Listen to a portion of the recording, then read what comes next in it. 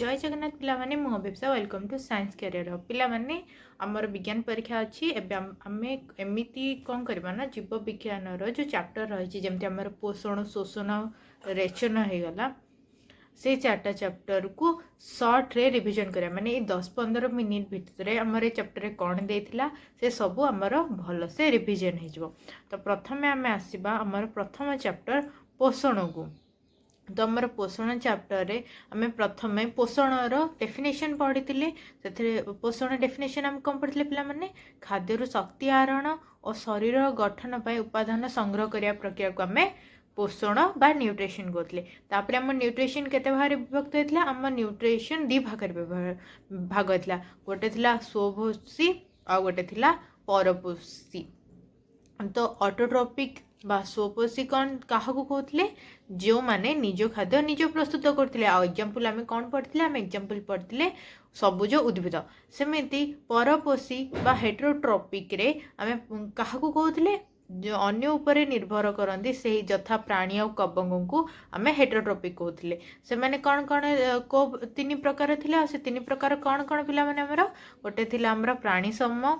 मृतोपजीवी आ परजीवी एमती तीन भागरे भाग होते। तापरे उद्भिदर जितेबाला आलोक श्लेषण देखुले उद्भिद कौन कहला निज खाद्य निजे प्रस्तुत करते आम से पर स्वपोषी कहते। स्वपोषी हेले भी से को प्रोसेस रे निज खाद्य प्रस्तुत करता पिला माने आलोक श्लेषण प्रक्रिया द्वारा। आलोक श्लेषण प्रक्रिया रे कौन ताले आलोक श्लेषण प्रक्रिया को आम कहते फोटोसिंथेसिस। फोटोसिंथेसिस कौन उद्भिद सबुज उद्भिद सूर्यालोक और क्लोरोफिल साहाय्य CO2 जल को व्यवहार करी क्या व्यवहार करी पिला माने CO2 और जल को व्यवहार करी शर्करा प्रस्तुत करे आम कौन कहू ताको आम कहू आलोक श्लेषण। तार मोस्ट इम्पोर्टाट चैप्टर पिला माने कौन थिला ए जो आलोक श्लेषण प्रक्रिया रे केमिति से अंगारकाम्ल और जल को व्यवहार करके ग्लूकोज अणु और जल प्रस्तुत करुला से तार जो केमिकल इक्वेशन थिला सेटा हमर मोस्ट इम्पोर्टाट। तो केमिति थिला हमर 6टा CO2 कार्बन मौलिक जेतेबेले 12टा जल अणु माने 12 H2O सहित इन प्रेजेंस ऑफ क्लोरोफिल और सूर्यालोक माने कहा प्रेजेंस रे सूर्यालोक आ क्लोरोफिल रो उपस्थिति रे कौन दोथला से दोथला हमको ग्लूकोज और 6टा जल अणु ता सहित 6टा अम्लजान अणु आ पिला माने ए इक्वेशन हला हमर मोस्ट इम्पोर्टाट इक्वेशन। तापर ए जो इक्वेशन कोठी होतला एटा पत्रर क्लोरोप्लास्ट पत्र जो क्लोरोप्लास्ट रे ही हमर फोटोसिंथेसिस प्रक्रिया होतिला। तो एटा केते प्रकार थिला पिला माने एटा दी पर्याय होतला गोटे होतला तमर आलोक प्रक्रिया जहाँ आम लाइट रिएक्शन कहते सेकेंड थिला हमर अंधकार प्रक्रिया जहाँ आम डार्क रिएक्शन करते। तो आमर ये जो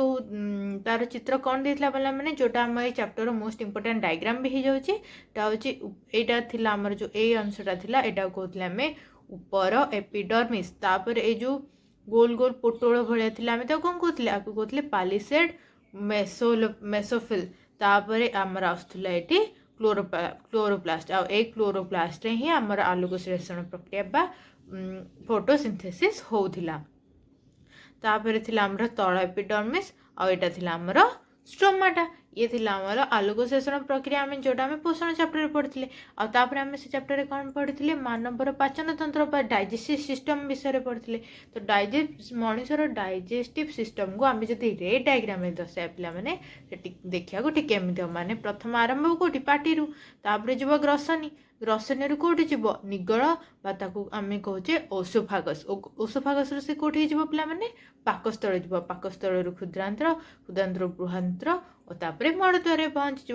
यार मुख्य एंजाइम सब कौन थिला पिला माने गोटे थिला लाल सालाइवा तार काम से कौन थिला टायलिन आ तार मेन काम कौन थिला आम जो श्वेतसार खाऊे ताको हजम करिया काम थिला। सेमती पाकस्थली बा स्टोमाक रे कौन थिला स्टोमाक रे थिला पेप्सिन पेप्सिन काम कौन थिला पिला माने पेप्सिन ने थिला पृष्टिसार को हजम करवा आ ता सहित कौन थिला HCl माने हाइड्रोक्लोरिक एसिड थिला कोथि पय थिला पिला माने जीवाणु नाश करया पय थिला। सेमिति क्षुद्रांत्र रे कौन थिला लाइपेज थिला से स्नेहसार और चर्बी हजम पाई व्यवहार होता माने से काम तार काम थिला सेटा। अवशोषण कौन क्षुद्रांत्र रे भिली द्वारा खाद्य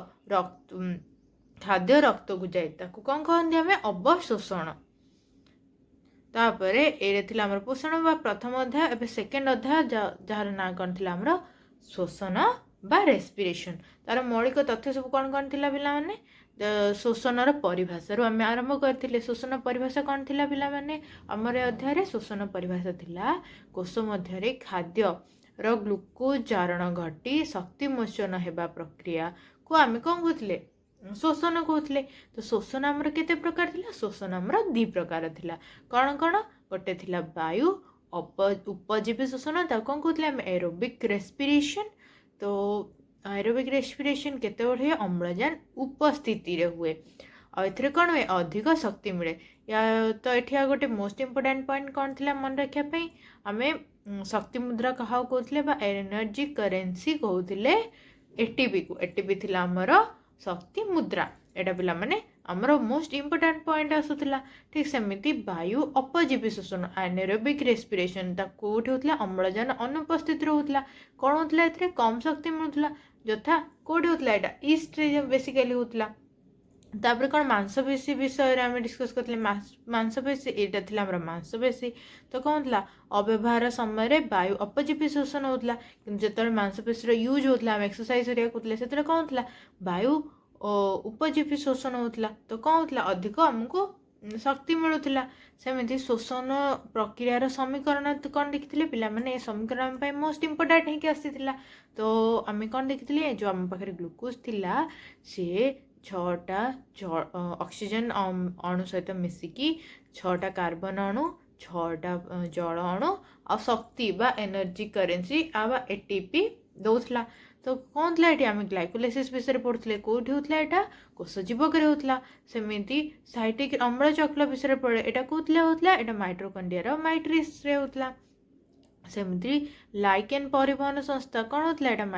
माइट्रोकंड्रिया अंतझिली होता। ये थी आमर सेमती शोषण तंत्र ह्यूमन रेस्पिरेटरी सिस्टम विषय जो आम पढ़ी आम कौन देखते नासा रंध्रु ग्रसनी को जाते ग्रसनी शोषणाली शोषण श्वास नलिका तापर फुसफुस यहाँ थी आमर पूरा ह्यूमन रेस्पिरेटरी सिस्टम रे डायग्राम। तो सेठी कौन होता गैस विनिमय होता गैस विनिमय आम कौन कौन पढ़ी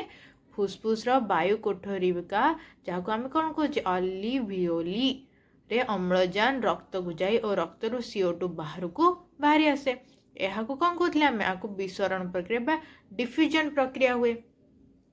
सेमती चैप्टर 3 को जो आम आसवा आम चैप्टर 3 रे कौन पढ़ी परिवहन बेसिकली उद्भिद रे देखी ट्रांसपिरेशन कोठी प्लांट्स रे देखी। तो प्रथम आम क्या विषय पढ़ी जाइलम टिश्यू विषय देखी से कौन होता चेरु पत्र को जल और खनिज लवण से परिवहन करूला। यह गोटे कि प्रकार टिश्यू थी यहाँ एक प्रभावी माने यूनि डिरेक्शन केवल केवल गोटे डिरेक्शन फ्लो होता जोटा जाओ गोटे डिरेक्शन जीव पिला माने रिटर्न रे आसुनला। सेमती फ्लोएम फ्लोएम कौन होता पत्रर उद्भिदर सबु अंश को खाद्य परिवहन करे यहाँ केमी दुई मुखी थी माने जाऊला भी आसुला भी। तापर आम कौन पढ़ी उच्छेदन विषय पढ़ी जोटा को ट्रांसपिरेशन कहते आम ट्रांसपिरेशन कहूला पत्रु जल बाष्प आकार बाहरी जावाक आम उच्छेदन कहते। तापर आम आसला मानव परिवहन हृत्पिंड मानव परिवहन हृत्पिंड ए कौन देखते हृत्पिंडर केतोटी कोठरिका अच्छी पे आम देखते हृत्पिंडर आमर 4टी कोठरी विशिष्ट थिला। ऊपर 2टी को आम कौन करते अलिंद बा आट्रियम कहते बाम अलिंद डाहाण अलिंद। ठीक सेमती तल 2टी को कौन कहते नीलय कहते बाम नीलय तापर डाहाण नीलय। आईटा पिला माने हमर मोस्ट इम्पोर्टाट डायग्राम हो जाउची लॉन्ग क्वेश्चन रे को पचारि मध्यम पारे। सेमती रक्त संचालन बा सर्कुलेशन कौन डाहाण पार्श्वर अंगारकाम्ल युक्त रक्त थाए बाम पत्रे कौन थाए अम्लजान युक्त रक्त थाए। आपको द्वैत संचालन विषय में पढ़ते द्वैत संचालन क्या कहते पिला माने रक्त हृत्पिंडर मंदिर देकी 2 थर प्रवाहित है और 2 थर जो प्रवाहित है ताको आमर कौन द्वैत संचालन कह जाए। सेमती रक्त और रक्त वाहिनी आम पढ़ी रक्त वाहिनी कौन पढ़ी रक्तर उपादान सब पढ़ी रक्तर उपादान कौन सब पिला माने प्लाज्मा लोहित रक्त कणिका श्वेत रक्त कणिका अमुच क्रिया बा प्लेटलेट्स। तो प्लाज्मा कौन थी प्लाज्मा हूँ जो रक्तर तरल अंश मत लोहित रक्त कणिका RBC तार काम कौन थी अम्लजान परिवहन करवा। श्वेत रक्त कणिका बा ह्वाइट ब्लड सेल बा जहाँ आम कहते WBC तार काम कौन थी रोगर प्रतिरोधक करवा सेमती प्लाटलेट अमुज पियाज जहाँ भी थिला ताकू रक्त जमाट बांधे साहाय्य करवा तार काम आउे आम मेन कौन पढ़ी पिला माने जे रक्तचाप साधारण मनुष्यर रक्तचाप केते थिला पिला माने 120/80 mmHg ठीक अच्छे यहाँ पिला माने समस्ते मन रखिबो एटा MCQ पे इम्पोर्टाट हो जाउची सेमिति हमर चतुर्थ अध्याय रेचन एक्सक्रेशन रे कौन पढ़ते रेचन परिभाषा पढ़ते जे शरीर विषाक्त वर्ज्य जथु यूरिया निष्कासन करने प्रक्रिया को आम कौन कहते रेचन कहते उद्भिद रेचन कौन थी उद्भिद निर्दिष्ट अंग नहीं वर्ज्य वस्तु पत्र फल बकल संचित हो रहे और से कौन हुए झड़ी जाए जमीती कि किसी वर्ज्य वस्तु जोटा गछ झाड़ी दिए किंतु से आम बहुत मूल्यवान हो जाऊला आम से पढ़ी तो कौन कौन से एग्जांपल आसला आमर झुणा अठा क्षीर तापर टानिन ए सब आमर मोस्ट इम्पोर्टाट थिला कौन कारण ये सब गचर गोटे गोटे वर्ज्य वस्तु किंतु आम बहुत यूजफुल आमर बहुत कम सेमती मानवर जिते रेचन तंत्र विषय पढ़ते मानवर रेचन तंत्र कोटा किडनी बा ब्रुकक आ पिला माने ब्रुकक रे डायग्राम आम परीक्षा भी इम्पोर्टाट हो जाता आज 2 मार्क रे पचारि पारे कि लंग क्वेश्चन भी पचारि पारे सेमती किडनी ब्रुकक रे कौन थी रक्त छाणी मूत्र प्रस्तुत करे एटा सिंबमंजी आकृतर देखा ठीक सेमती मूत्र सारणी तार कौन तार काम कौन थी मूत्र बोही नवा सेमती मूत्राशय दबा यूनिटारी ब्लाडर तो कौन हम मूत्र संचय करवा कम सेमती मूत्र मार्ग कौन मूत्र निष्कासन पथ तार थिला सेटा सेमती आसला हमर नेफ्रेन नेफ्रेन रो काम कौन थिला बोले एटा होची ब्रुकक एकक कौन होतला एटी यार गठन केमी थिला प्रत्येक ब्रुकक रे 10 लाख रु अधिक नेफ्रेन थाए पिला माने केते थिला हमर 10 लाख रु अधिक नेफ्रेन थाए आ मुख्यांश कौन ग्लूमेरुलस बा बायोमांस कैप्सूल यार थिला 2टा पार्ट सेमिति मूत्र प्रस्तुत प्रणाली कौन थिला अति सूक्ष्म परिश्रमण बा फिल्ट्रेशन होतला तापरे पुनः शोषण बा री ऑब्जर्वेशन होतला तापरे क्षरण बा सिक्रेशन होतला तापरे सेथरे कौन कौन यूरिन रो कौन कौन पार्ट थिला जल थिला यूरिया थिला यूरिक एसिड आउ लवण थिला और से कौन मुख्य समीकरण तथ्य आम देखी आम ए पूरा ये 3-4 चैप्टर इम्पोर्टाट देखी आलोगस रेसन रो जो केमिकल इक्वेशन थिला सेटा हम इम्पोर्टाट थिला तो शोषण रो जो केमिकल इक्वेशन थिला सेटा इम्पोर्टाट थिला ए चैप्टर रू 2टा इम्पोर्टाट केमिकल रिएक्शन बाहर के आसला गोटे थी आलोक शोषण आ गए शोषण अरेबिक तापरे 1 लाइन कौन मन रखा 1 लाइन कौन कौन पॉइंट थी जो एमसीक्यू बहुत इम्पोर्टाट होता गोटे थी शक्ति मुद्रा एटीपी आ गए थी शोषण मुख्य स्थान हूँ माइट्रोकंट्रिया रेचन एकक नेफ्रेन ये सब थी आमर मोस्ट इम्पोर्टाट लाइन जोटा आमर मन रखार तापर मोस्ट इम्पोर्टाट पार्थक्य दर्शा कौन कौन थी आमर ए चैप्टर रे रक्त हृत्पिंडर शरीर को जाए धमनी और शिरा भितर तो धमनी कौन थी रक्त हृत्पिंडर शरीर को जाए किंतु शिरा कौन थी रक्त शरीर हृत्पिंड को आसे धमनी रे कौन थी प्राचीर मोटा और शक्त थिला किंतु शिरा प्राचीर पतला थिला सेमिति धमनी रे कौन कपाटिका न थाए और शिरा कपाटिका व भल्व थाए सेमती आउ गोटे इम्पोर्टाट कौन थी जाइलेम आ फ्लोएम जाइलेम रे कौन थी जल परिवहन करे और फ्लोएम रे खाद्य परिवहन करे जाइलम रे मृत कोष रे गठित आउ फ्लोएम जीवंत कोष रे गठित तो परीक्षा पूर्व पिला माने कौन कौन करिवो परीक्षा पूर्व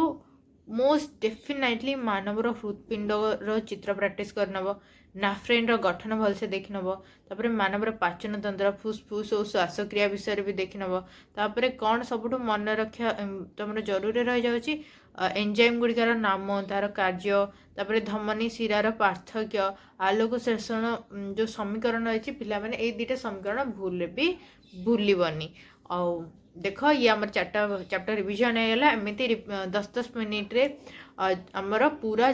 जो जीव विज्ञान आउ भौतिक विज्ञान रिविजन हो एग्जाम डरनी ऑल द बेस्ट।